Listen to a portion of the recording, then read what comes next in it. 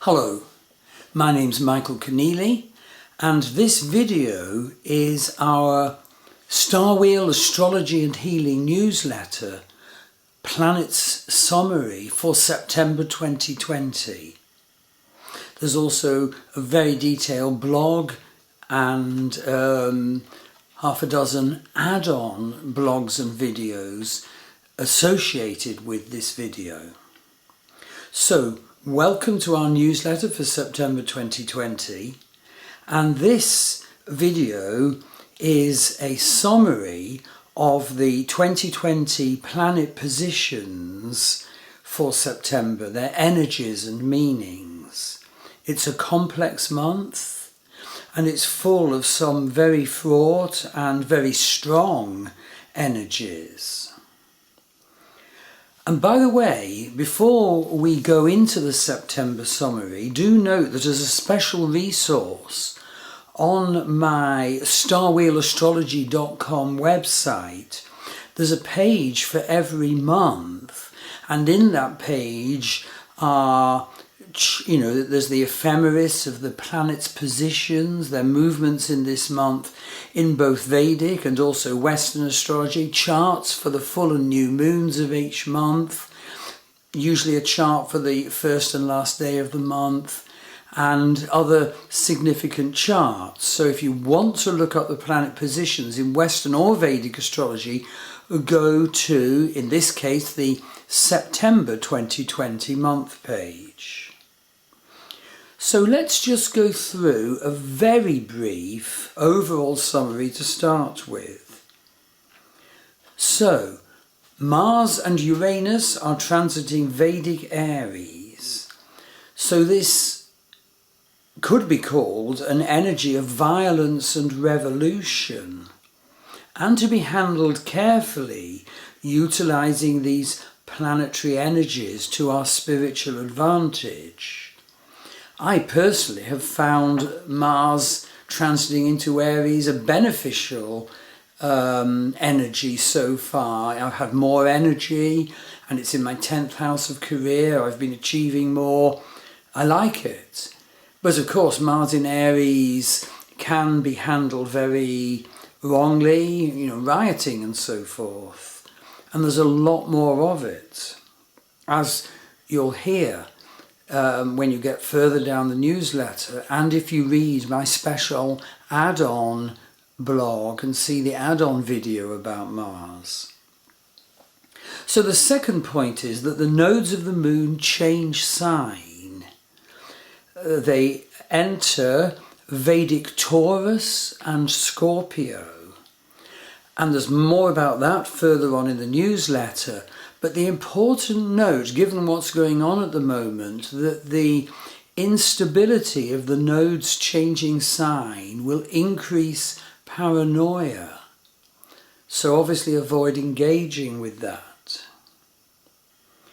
Now, planets have been retrograde, but notice that Jupiter and Saturn both turn direct by the end of this month of September.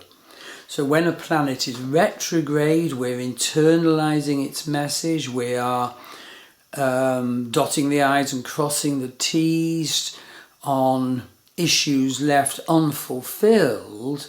But when the planet goes direct again, we're forging forward with its energies. And the next point is that in September, two planets are transiting the immaterial, insubstantial Gandanta zones, the transition points between water sign and fire sign. So Mars is in the Pisces Aries Gandanta, and Ketu is in the Scorpio Sagittarius Gandanta. Now, when a planet transits the Gandanta, it can bring huge insights and spiritual energies, but handled less well, there could be extremes and ghastly violence, particularly in the case of Ketu, and Mars. Oh, and extreme weather events, floods and fires. So, be aware of the many faceted possible manifestations of the nodes changing sign.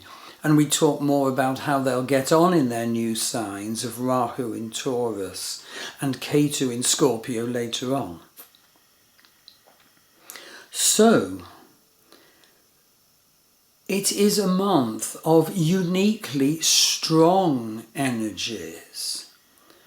Weirdly, uniquely, and not seen for millennia before, 5 planets are in their own sign in September, and so very strong in their effect in our consciousness and in human lives and societies. Mars is in Aries, Mercury is in Virgo, the sign he rules. Jupiter is in Sagittarius, the sign he rules. Saturn is in Capricorn, the sign he rules. And from the 13th to the 15th of September, Moon is in Cancer, the sign he rules. So each of those planets will be super strong in that area of life that is the house in your Vedic birth chart of the sign where these transits occur. Now, please do hear this, and we're each called to note for our own good and for the good of our human society, how each of us is now receiving, utilizing, handling this exceptional bunch of vast mega energies. Ask yourself, what is the divine purpose of these exceptional times? I personally see it that at this time societal reset is being called for. But there's also the question at the personal level. Each of us is now surely being offered wonderful energies amid horrendous difficulties to raise our consciousness and the level of our behaviours, to become more perceptive. And so my aim is to help that growth in perception and that growth in better spiritual handling by good global declaration of the planet's movements and energies in this September newsletter video, and because I actually go into 6 add-on videos focusing on the particularly strong and vast planets.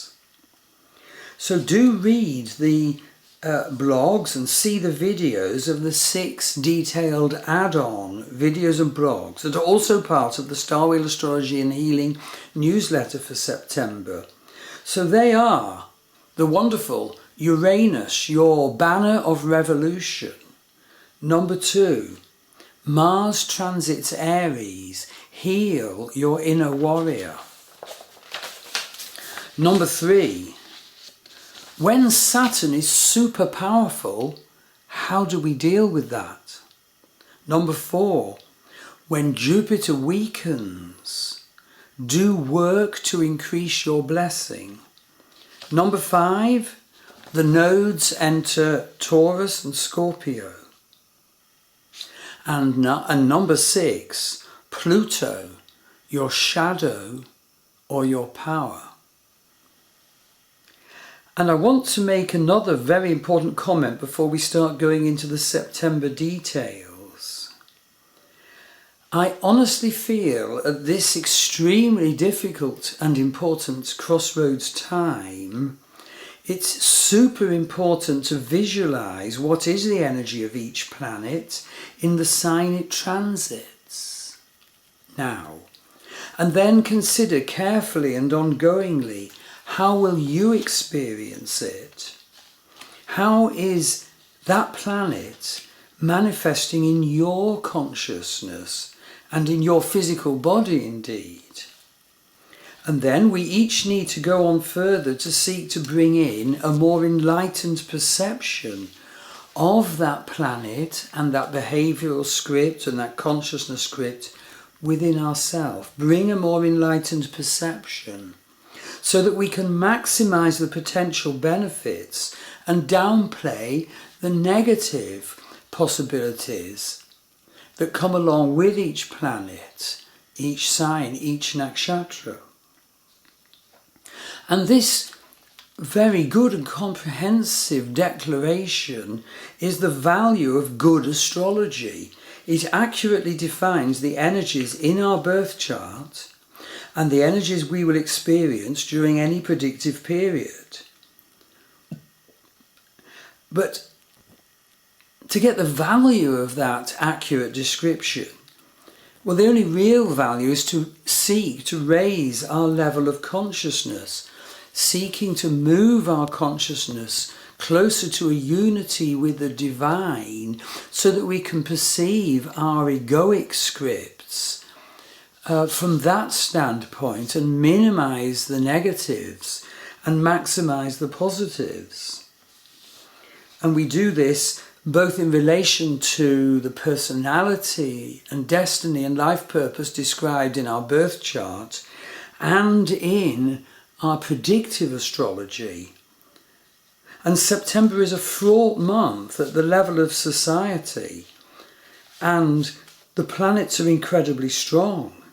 So hopefully we can each manage our mind and manage our experiences and manage our behaviours so that we will each reap and apply healing and empowerment now in September and put ourselves on course more for our destiny, for our incarnational life purpose, and get a reading from me if you want my assistance on the definition of that and the methods of how to achieve it. So I do want to say that we can and must connect into and create and magnify healing experiences at this time. In fact, there's a wonderful healers community here in the west of Ireland, and all of my friends now are breaking out into new areas and expanding their healing vision and actions. And I do want to pay special tribute to the work of Claire Louise Nifton, who's offering transcendence dance sessions that are totally wonderful healing. And, you know, coping with the coronavirus social distancing regulations as she offers the sessions. And she's setting up a future group which is orientated to shamanic journeying, sound healing, gong baths, ancestral work. All incidentally in the middle of fire and flood in her own house, and how typical of this present time. And yet she's doing so well in the chaos of a society dealing with pandemic. My astrology readings have always covered the individual's love profile. What is the nature of your scripts and behaviours in love? And of course they also extend to a full relationship astrology reading of the relationship between two people. But as indicative of these times, Maggie, my wife, and I are actually setting up an astrology and healing connected worldwide dating site, and that should be available fairly soon. The work's gone to the webmaster. And another example, I've expanded and deepened my Sacred West of Ireland tours, leading tours to the many sacred sites around here with their high energy rocks and their association with the gods and goddesses of the ancient Irish. Although of course they're closed at the moment due to the social distancing regulations. So my wife Maggie is busy at her healing centre in Sligo and in our home and online. And other friends in our local community, well, are developing work with earth energies, which is quite fantastic and very healing. And deity work, the list is long and wonderful. So this is the potential of these super frightening times, that they can catapult us forward into better expression of ourselves and seeking higher spiritual awareness. I'm hoping to one day add a sweat lodge ceremony before too long. Maggie and I did offer this when we were living in England some years ago, before we moved here to Ireland. Okay, so now let's turn to the individual planetary energies for September 2020. So the Sun starts the month powerful in the sign he rules, Vedic Leo. He starts at 15 Vedic Leo, leaving confident, powerful Leo, and entering analytical and healing Virgo on September the 16th, ending the month at 13 Virgo. And note that ever since time immemorial, certainly here in this land of Ireland, Sun's transit through Virgo marks the ancient harvest festival of autumn equinox, normally September the 21st, though September the 22nd this year. Now, Sun in Virgo is a good energy we can latch into for grounding and healing energies. So look out for that. After the 16th of September, grounding and healing energies. Okay, next, the moon. Well, there's a full moon tomorrow on the 2nd of September, and do see the charts for the September full moon and new moon on my September webpage in my Starwheel Astrology website. So the moon is at 16 degrees Vedic Aquarius, the sun is obviously at 16 Leo, and moon is in Shatabhishak Nakshatra, which is of course associated with healing. Shatabhishak people can often have to go in for a lot of healing, and so they become healers.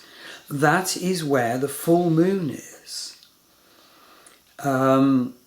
And do note, with moon in Aquarius sign, we can embody and forefront revolutionary inspirations and intentions.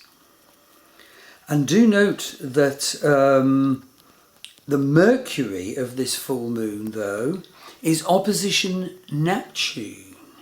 So watch out for the illusion possibility in Neptune opposite Mercury, and rather prefer to cultivate the Mercury-Neptune potential for intuition and inspiration and sensitivity.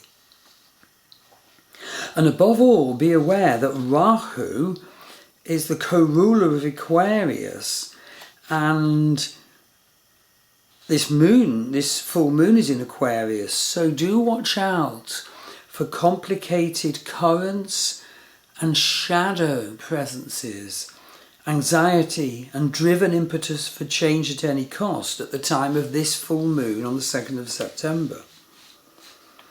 And do note that as part of the energy web of the full moon, the might of Saturn, and of course the Saturn-Jupiter-Pluto conjunction, is opposition Venus. So Saturn opposite Venus curtails expression of love and beauty. Watch out for that. Make special attempts to bring it to a better life in your relationship if you feel that energy is dampening your expression of love. And Saturn opposite the sign of Cancer is a downer, depressing and blocking for Cancer ascendants and moons. Now the new moon is on the 17th of September, And here the moon and the sun together are at 0 degree Vedic Virgo in Uttara Palguni Nakshatra. So note that the Mercury of this new moon is square the full force of the Jupiter-Pluto-Saturn conjunction. Mercury is not in a simple state in September. Watch out for its implications on communication and posts and organisation and internet-based stuff. But nevertheless, Mercury is transiting Virgo, the sign he rules, so it'll be good to monitor healing issues as well as consciousness and communications. And it's in Uttara Palguni Nakshatra, which is ruled by the sun, and so sun energy does well here. The ruler is the sun, the caste is Kshatriya, warrior energy, and quite a positive new moon to set your intentions and the tone for the lunar month upcoming. The deity is Aryaman, the deity of good energy for hospitality. The power animal is the bull. And of course each star does create an energy, and we are influenced by the energy from each star, particularly if we have a natal planet close to that star or a transiting planet goes across a star. Some stars emit huge and distinctive energies. There's wonderful books on star law, well worth checking out. And there are 2 big stars in Uttara Palguni, stars in the tail of Leo constellation. And I do incidentally teach a Nakshatra's course, so see my Master Vedic Astrology website if you'd be interested in analysing